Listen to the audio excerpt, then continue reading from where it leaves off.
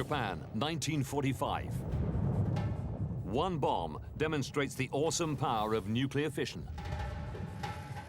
That same power is now being harnessed for peaceful purposes, but always remains potentially dangerous. 1979. An accident at 3 Mile Island in Pennsylvania sends thousands fleeing. 1986. An explosion and full meltdown at Chernobyl in Ukraine causes panic across Europe. Nuclear plants worldwide were supposed to be getting safer. But in 2011, the Fukushima nuclear facility is first rocked by an earthquake. Then, a massive tsunami. Japan is about to enter another radiation nightmare, while the world is reminded of its double-edged pact with the atom.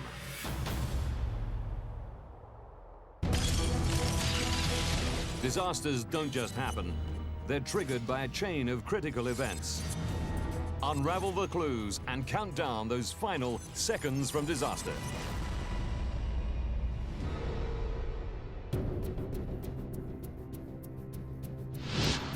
Northern Japan, March the 11th, 2011.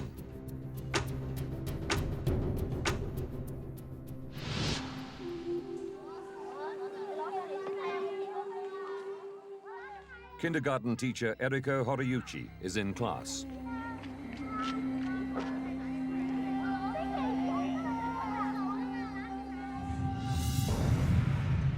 The room begins to shake. The tremors were enormous and went on for ages. Stuff had been thrown all over the room. I really thought the building might cave in on me. She has to act quickly, but calmly.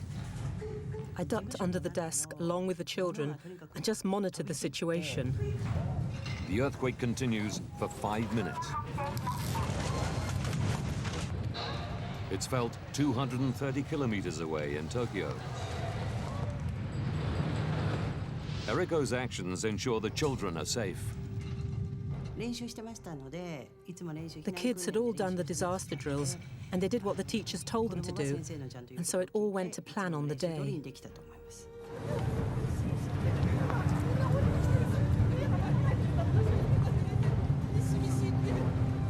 Skyscrapers shake, and buildings collapse.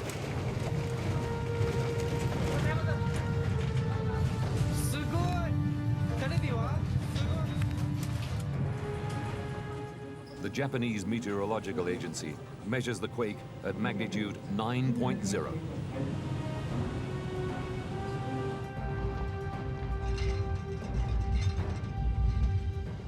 It's the most powerful earthquake ever recorded in Japan.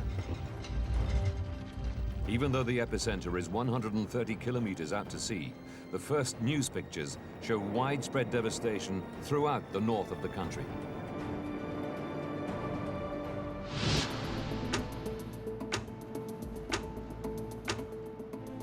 In central Tokyo, communications expert Kenichi Shimomura hurries to the Prime Minister's underground crisis center. The quake is so big, it's clear there's going to be a serious humanitarian disaster. The government hastily convenes an emergency meeting. Because of the enormity of the disaster, my instinct was that the central government had to take its own initiative to act, rather than waiting for local governments.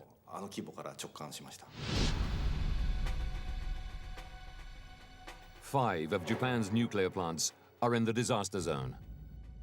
Fukushima is the largest, providing enough energy to power every home in Tokyo.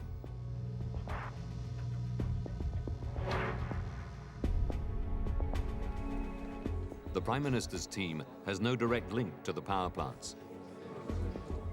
All information from the plant operator, TEPCO, filters through the government's nuclear regulator, run by Yoshinori Moriyama.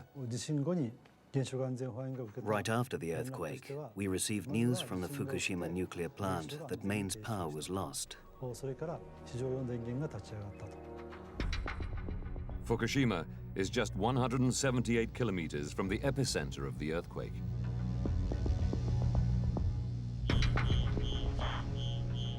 At the first sign of tremors, the plant goes into scram mode. A controlled shutdown is underway. The power station appears to have suffered only minor damage. But the earthquake has destroyed key power lines which feed the plant.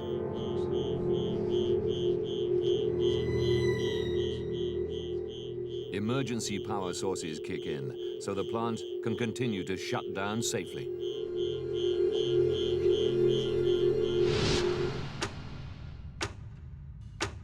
(2:55 p.m.) A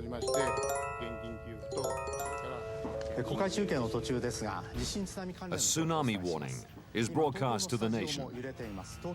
All of the northern Pacific Ocean is now on alert, including the Fukushima power station.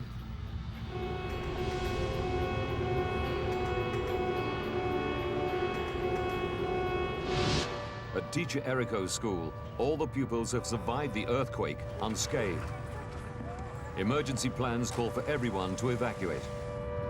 She packs the children into buses to take them down the hill from the school to their homes on the coast.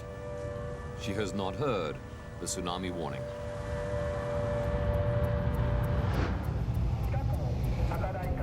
At Fukushima, the workers are also evacuated. A core team, the Fukushima 50, remain behind to ride out the tsunami.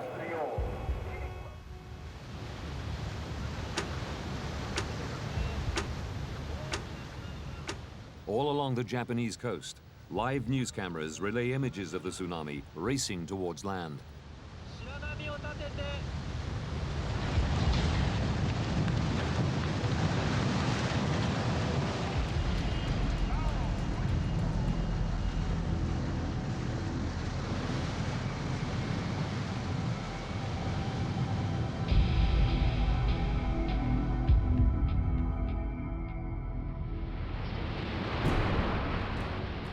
The Fukushima power station bears the full force of the tsunami.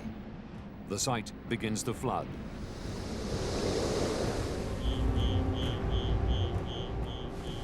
Almost all power is lost.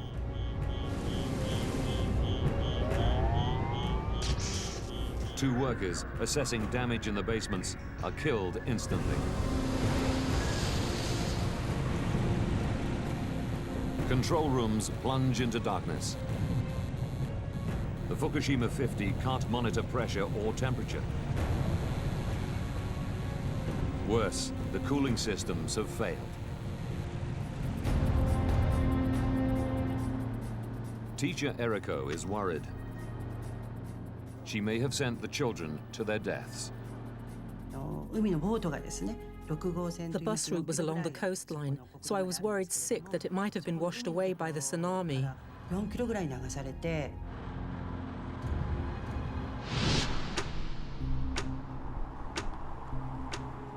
The Tokyo Crisis Center. Prime Minister Naoto Kan arrives to learn that the Fukushima plant has lost all power.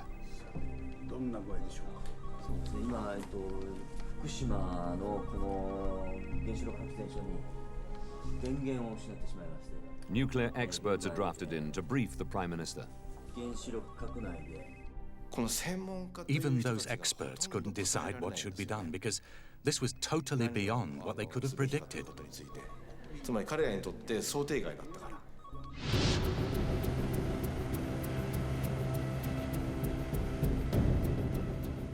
Plant managers are desperate to cool their nuclear reactors. They need power.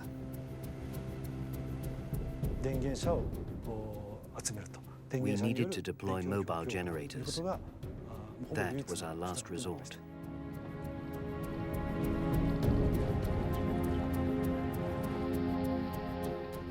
Roads around the power station are severely damaged. Transporting the generators is almost impossible.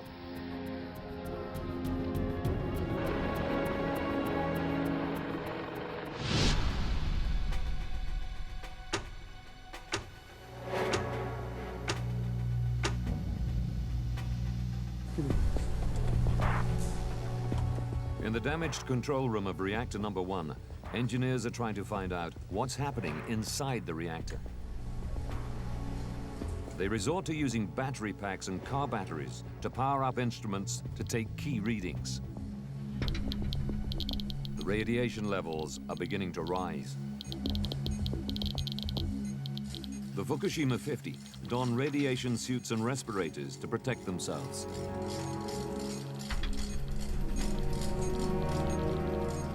Their instruments reveal that pressure is rising inside the reactor. They must find a way to bring the pressure down.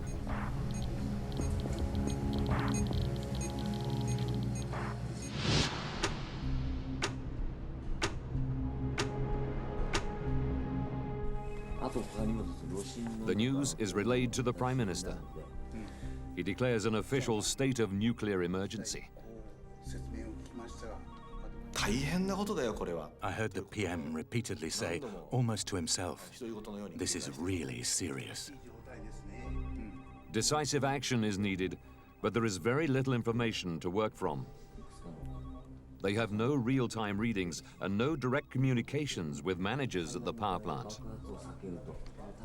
Even so, scientific advisors believe they have a solution to avoid the buildup of pressure inside the reactors. Pressure inside the containment vessel must be kept low at all times. To release pressure, there's a valve. If you open it, pressure can be released outside. The Prime Minister's advisors recommend the valves are opened to release steam. At the plant, senior managers oppose the plan. They fear if steam is vented, radioactive materials could escape into the atmosphere. But under orders, the Fukushima 50 try to locate the safety valves. With only torches to guide them, finding the valves is no easy task. And handheld Geiger counters reveal radiation levels are rising. It might be because the reactor itself cracked during the earthquake.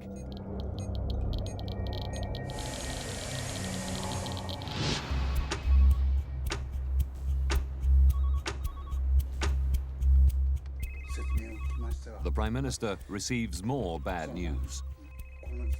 Mobile generators have made it to the plant, but that's not enough. The tsunami had thrown debris all over the site, so the mobile generators had problems driving into the power station and had trouble reaching the reactor buildings. Cables to the reactors are too short. The plant is still without power.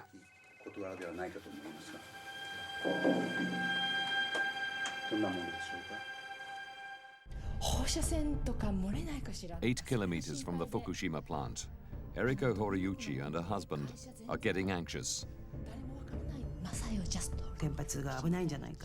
There were rumors about radiation leaking and that the power station was in trouble. From then on, I started to feel uneasy. Local officials will not confirm the reports. Eriko's Swiss husband, Dominique, uncovers information through international news agencies. I still had contact to the internet, and I started reading foreign papers, and they were a little bit more explicit about the disaster.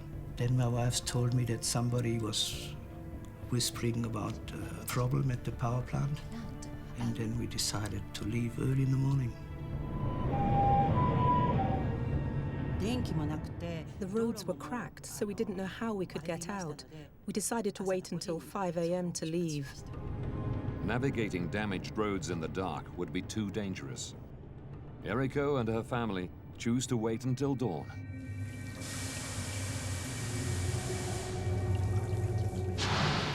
At the Fukushima plant, pressure inside reactor number 1 has now risen so high, the workers fear the reactor could explode. But they still haven't managed to locate key pressure release valves.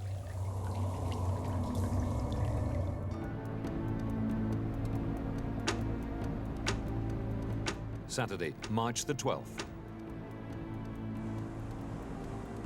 At their home, 8 kilometers from the Fukushima nuclear plant, Eriko and her husband evacuate. We decided to get as far as possible from the power plant. We left at 5 a.m. and at 6 a.m. there was a general announcement ordering people to evacuate. Just 1 hour after they leave, massive traffic jams block the roads. Tens of thousands of residents are heading for evacuation centers as fear of radiation spreads.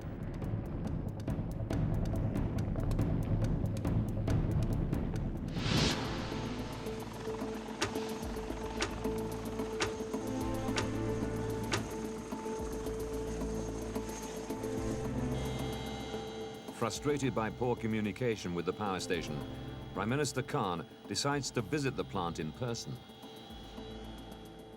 We flew for miles and miles, and the scenery was the same as far as the eye could see.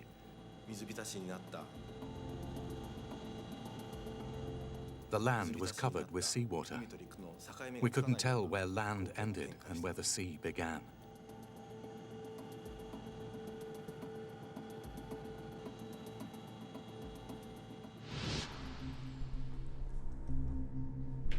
Once at the plant, the Prime Minister demands a meeting with managers. He wants to know why reactor pressure release valves have not been opened. They said the valves would be opened within 4 hours or so. Then the PM said to him, "You've been saying the same thing since yesterday, but it hasn't happened. Why is that?"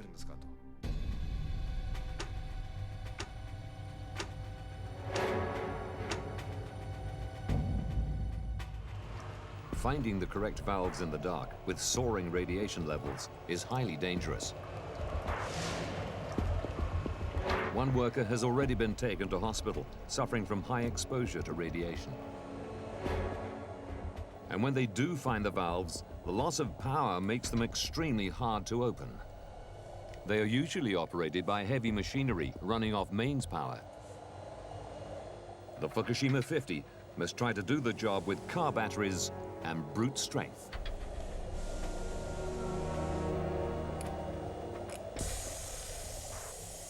The valves were opened, and as a result, pressure inside the reactor decreased.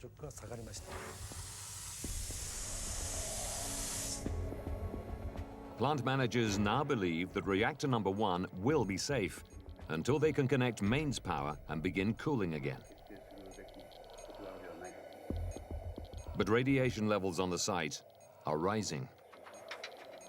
Engineers hope it's because they've just released radioactive steam while opening the valves. But it may indicate that the 15-centimeter thick steel reactor is cracked, and that a core meltdown has caused fuel to escape from the reactor itself. The danger is far from over. 3:36 p.m. A massive aftershock rocks the plant. The power station reported that they felt a huge tremor. Almost immediately, the building which houses reactor number 1 explodes.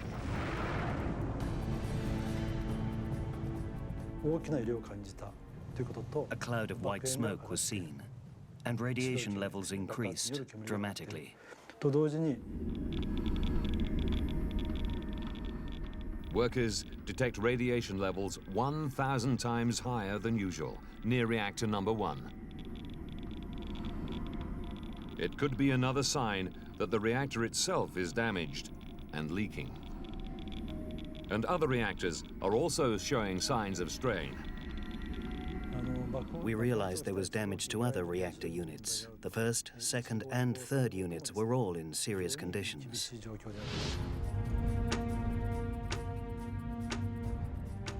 Two days later,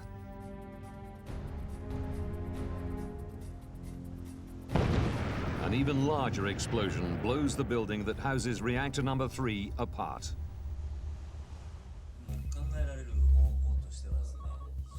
The explosion is exactly what the Prime Minister feared. I had a feeling of despair. The Prime Minister raised his voice at the experts and said, "You all assured me an explosion was not going to happen. Why did it happen?" He fears a catastrophic dispersal of radiation, a fear shared by the rest of the world as they follow events live on television. Within hours, radiation levels at the plant begin to climb even higher. The Fukushima 50 still have no control over the reactors. Prime Minister Kan is forced to face some hard truths in a live television broadcast. 今後さらなる放射性物質の漏洩の危険が高まっております。 180,000 people are now forced to seek temporary shelter far from their homes, with no idea of when they may be allowed to return.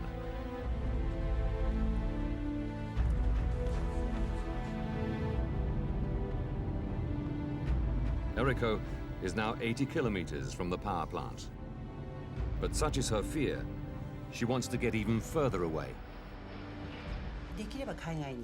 We decided to go abroad, but there were no seats left on any flights. We thought we'd try and go as far as possible from Fukushima airport, but there were no flights available anywhere. Eriko and her family are forced to stay where they are and take their chances with the radiation.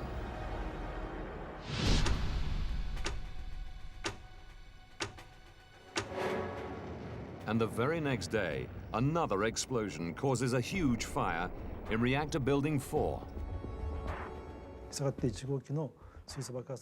After the first explosion, we tried our best to avoid the other two. But unfortunately, we could do nothing to stop them. That is a fact.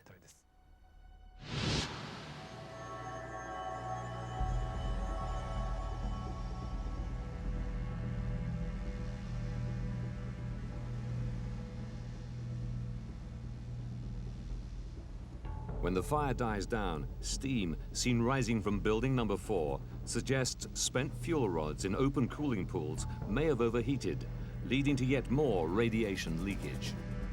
Or full catastrophe, meltdown. Plant managers need to flood the rods with water to cool them. Chinook helicopters are drafted in to dump water from the air. They use seawater, which will corrode machinery and disable the reactors forever. But high winds make it impossible to direct the water efficiently. And radiation levels above the site are so high, the efforts must be abandoned.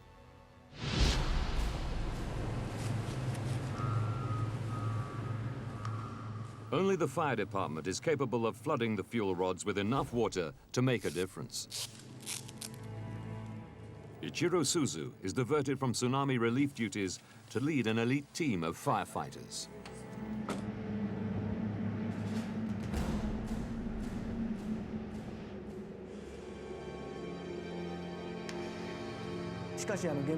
When I arrived in Fukushima, I felt that I wanted to live up to the expectations of the country. At the entrance, it was eerily silent.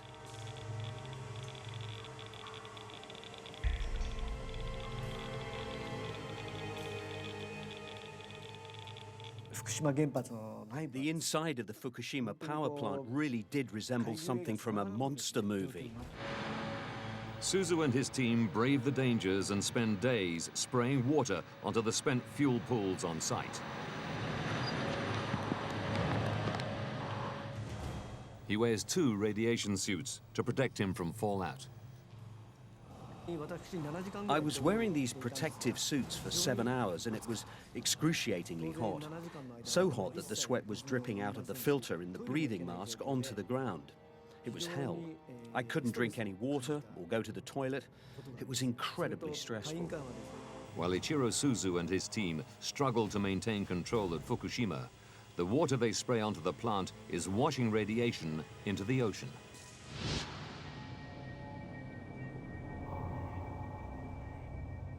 And 230 kilometers away in Tokyo, reports begin to emerge that supplies of drinking water may be affected.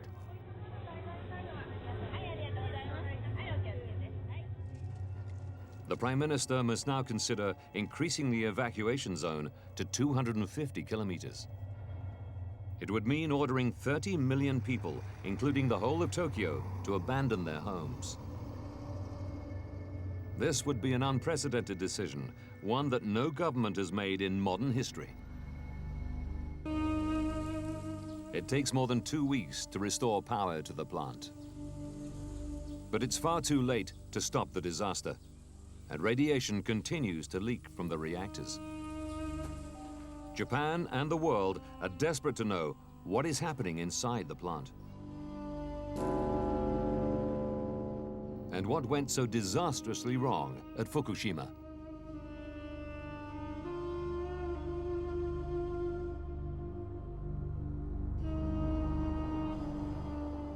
Within days of the tsunami, official investigations are already underway. The Japanese government invites the UN's nuclear energy watchdog to visit Japan. They work with Japan's energy experts to gather information about how to deal with the continuing crisis at Fukushima and how to make sure it never happens again. Leading the team of international experts is nuclear physicist Dr. Mike Waitman. When you first go onto the site, it looks a well looked after site. And then you stop and look at the reactor buildings, and you don't get that sort of sense of the utter devastation that occurred across the site just by looking at pictures.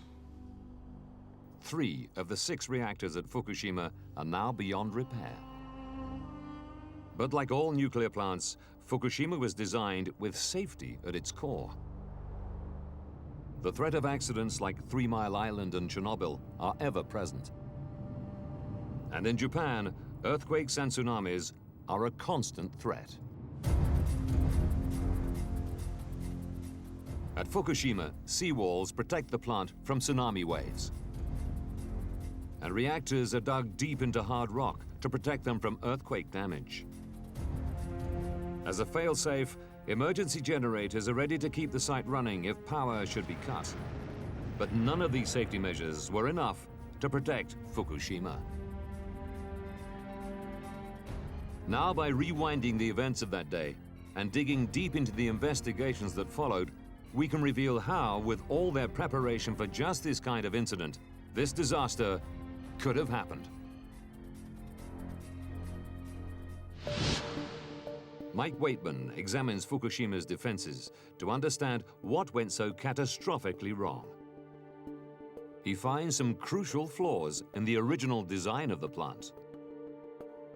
He suspects that designers were more concerned with the threat of an earthquake than the dangers posed by a tsunami.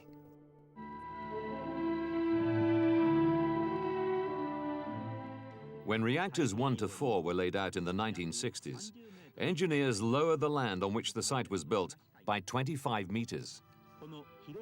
This allowed them to anchor reactor buildings into the bedrock beneath the plant.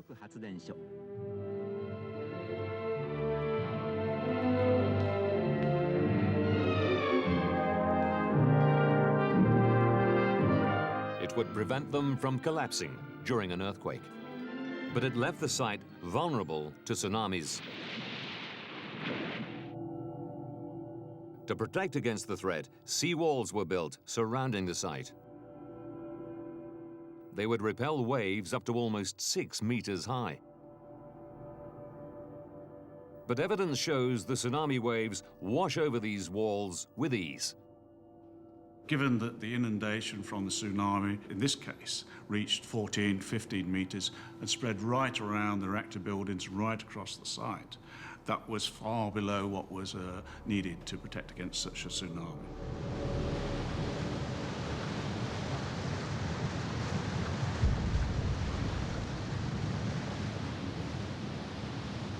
A worker records the moment of impact on video. Another takes photographs as water floods the plant in a succession of waves.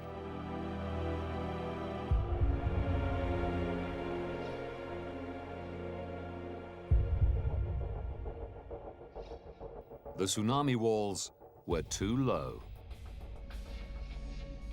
This simple design flaw led to a catastrophic series of events that would leave the plant in danger of meltdown. During the earthquake, power is lost. The most powerful quake in Japanese history brings down Maine's power lines. At the point of the earthquake, the reactors shut down their operations automatically. That's what they do. Following standard procedure, emergency generators kick into action. All nuclear power stations have backup power systems. On this side, with 6 reactors, they had 13 diesel generators, and they operated as they're supposed to do. But then, the tsunami hits. As thousands of tons of water wash over the site, most of the diesel generators are flooded. The diesel generators were located in the bottom of the turbine buildings and other lower level areas of the site, and that made them vulnerable to widespread flooding. Flood protection doors are no match for the tsunami. All power is lost. Engineers cannot control the amount of heat generated in their huge reactor pressure vessels. First thing to notice is the reactor pressure vessel. It's a large structure. It's about the size of a double-decker London bus. But within that, it's really acting like a kettle. Deep inside the reactor, nuclear reactions create heat to produce steam, which then drives turbines. When the power cuts out, water, which prevents the system from overheating, stops flowing. But the nuclear reactions continue, and so the fuel still pumps out heat. Cooling is fundamental to ensuring the safety of nuclear reactors. But you have to keep on cooling that reactor down in order to keep it safe. Plant managers have no power to keep cooling pumps going.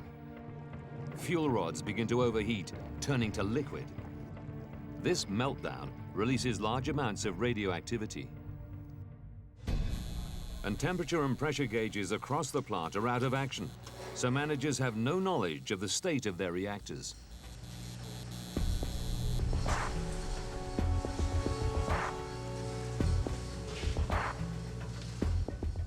They must improvise an emergency response. Even when we were there 10 weeks later, the number of cars that were just strewn around the site was quite enormous. What they were doing is they're trying to take car batteries and then using that to power up instruments to see whether they're getting readings from what was happening in the reactors.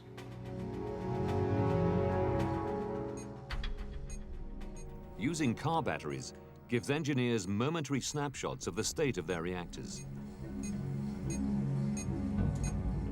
How do you know how much water is in the reactor? Where is it?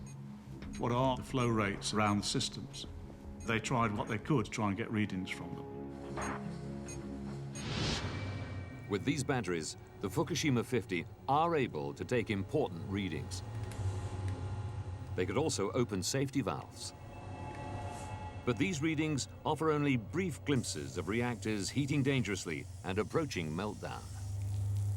Without power to run their cooling systems, there is nothing they can do to stop it.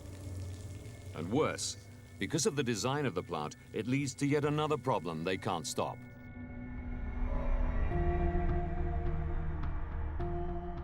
Waitman believes that the outdated design of the reactors themselves led directly to the 3 explosions on site.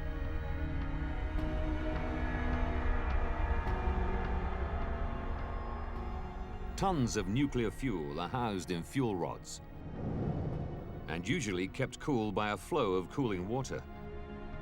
Coating the rods is a thin layer of a rare metal, zirconium, that protects the rods from excessive heat, yet allows the nuclear reactions to continue. But when the temperature rises, zirconium becomes highly reactive. Because you've got a lot of the zirconium in the core, and if it all gets overheated, then it can react aggressively with the steam and the water to create hydrogen.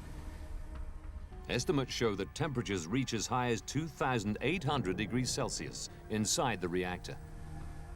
Easily high enough to trigger the reaction between zirconium and steam.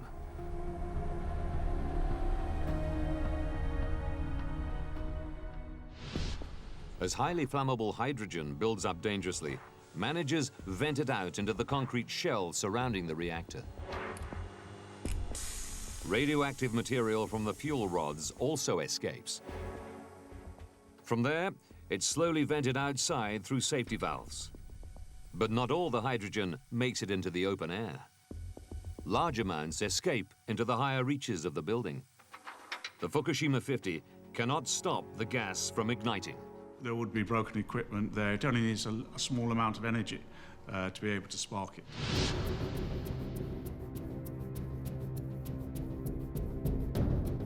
The hydrogen buildup causes two massive explosions in reactors 1 and 3 and a devastating fire in Unit 4. It causes shockwaves around the world. Japan's nuclear crisis is now officially on the same level as the Chernobyl upgrade disaster. the severity of the nuclear Instead, to voices from abroad, to nuclear experts in Europe who think the Japanese may have lost control. Comparisons drawn to the Chernobyl nuclear far explosion. more serious than they first told the rest of the world. Panic about the extent of radiation spreads as comparisons with Chernobyl bring back memories of radioactive fallout on a global scale.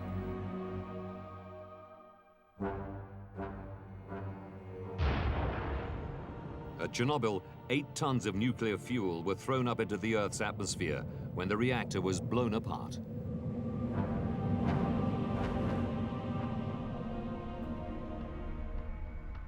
Mike Waitman reassesses the extent of radiation released at Fukushima to see how it compares to the Chernobyl incident. People have looked at the comparison between Fukushima Daiichi and Chernobyl. In fact, it was a tenth of the amount of radiation that was released, so it wouldn't have spread as far. Waitman knows Fukushima had the potential to be much worse, perhaps as bad as Chernobyl. If hydrogen had remained inside the reactors, pressure would have become so great that an explosion could have blown open not just the reactor containment buildings, but the reactors themselves. Reactor 3 contained 88 tons of both plutonium and uranium fuel, which could have been exposed and dispersed. Exactly what happened at Chernobyl in 1986. When managers followed the Prime Minister's order to release steam and reduce pressure within the reactors, this disaster was averted. Waitman concludes that engineers made the right decisions on site to avoid further catastrophe. 2 weeks after the tsunami, power was restored to the site and the temperature inside the reactors was brought down gradually. But melted fuel still remains, and it continues to release radiation. Only robots can get near the reactors now. It could be a decade before investigators can look into the reactors safely and analyze precisely how core meltdown led to such a substantial release of radiation.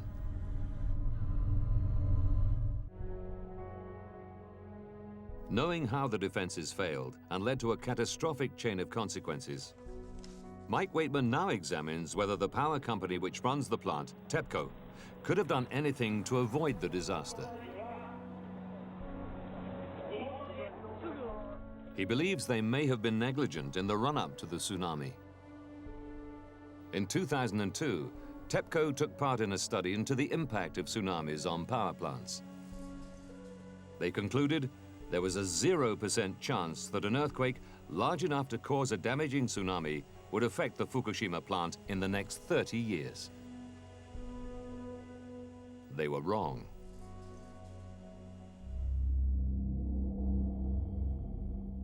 They didn't address tsunami hazards sufficiently well. You must not underestimate rare natural events, and you must take those into account in your design. TEPCO say they had taken appropriate safety measures, taking account of all known information. But they say the scale of the tsunami was beyond anything they could have foreseen, and that since the incident, they've done everything possible to stabilize their reactors.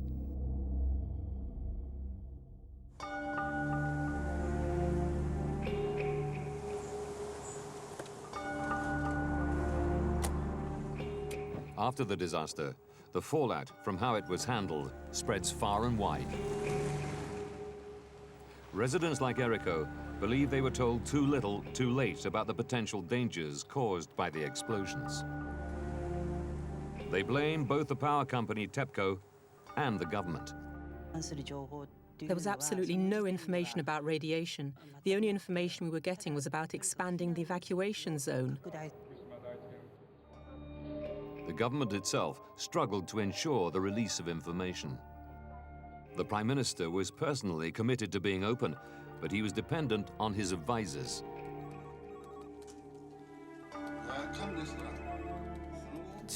Immediately after the incident, the PM asked the experts, "What do you think is going to happen to Fukushima next?"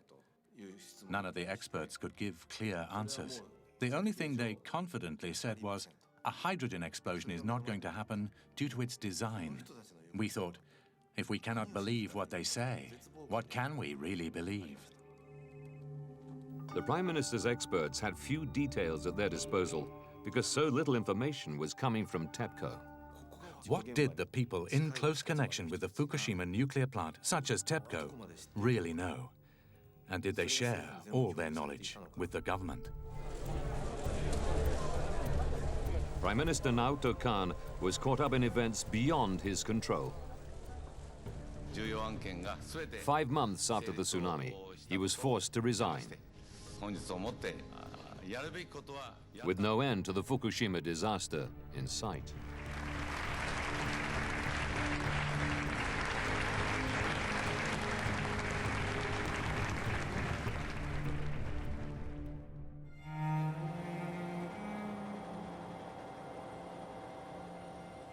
At the plant, the reactors are being brought into cold shutdown. But they continue to be dangerously radioactive. Clearly, the incident is still not under full control, and it may take some years before you get full access. Despite that, we know enough to move forward as a world community to learn lessons from Fukushima. Some nations have decided there is only one lesson to learn. In May 2011, 2 months after the disaster, Germany decided to halt its nuclear power program and focus its finances on research into renewable energy sources. Switzerland and Italy have followed suit. Japan relies on nuclear power for 30% of its energy use. With no power being generated at Fukushima, Tokyo is experiencing regular power shortages. The new Prime Minister is committed to continuing the country's nuclear program. At Fukushima, the workers who stayed to wrestle control of the plant and firemen like Ichiro Suzu, the true heroes of this event, have been given the all-clear from medics.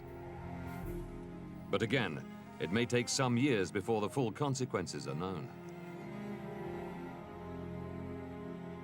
Teacher Eriko never made it further than the airport. She's now living in a flat with her family, some 80 kilometers from the plant.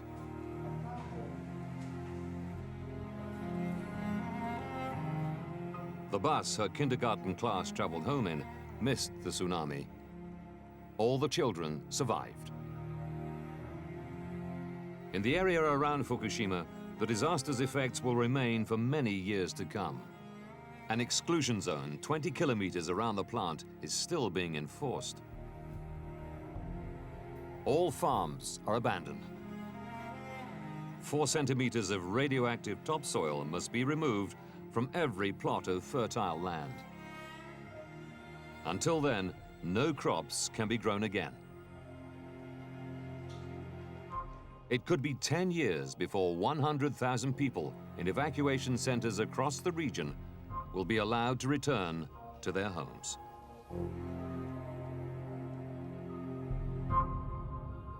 Did Da Vinci embed a hidden code in the Mona Lisa? Find out in a brand new series of Ancient X-Files starting tomorrow night at 9. Next, we visit the Great Lakes.